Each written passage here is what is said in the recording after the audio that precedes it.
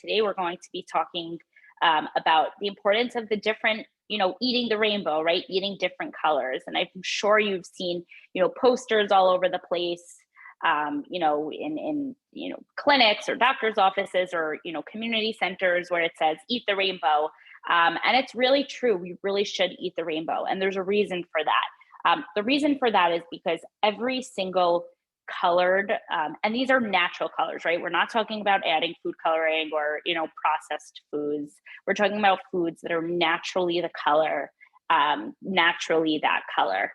And the reason for that is because all of these different naturally colored foods, fruits and vegetables, let's say, or whole foods, have different antioxidants, which, contain different vitamins and minerals that are integral for our diet and integral for our well-being.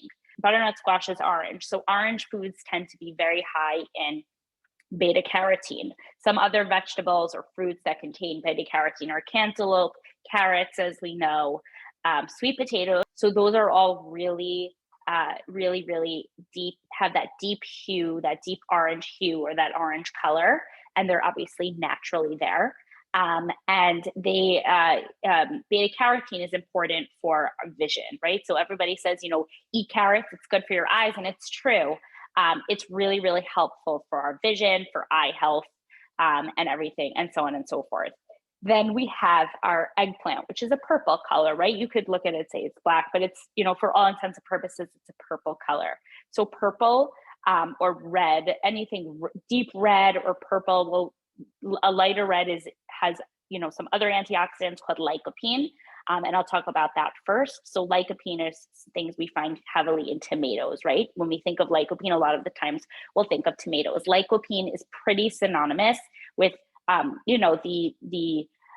there's no direct correlation. We can't say you'll eat lycopene, you won't, one won't have develop prostate cancer, but there is some correlation between, the prevention, potentially preventing prostate cancer. So it is a very, very important antioxidant in disease prevention and specifically in prostate cancer. And then purple, which is our eggplant that we have today, and then some other deeper red foods like plums, they are rich in an antioxidant called anthocyanins. Anthocyanins are very, very important for blood pressure, just general blood health, just general health in general, immune health.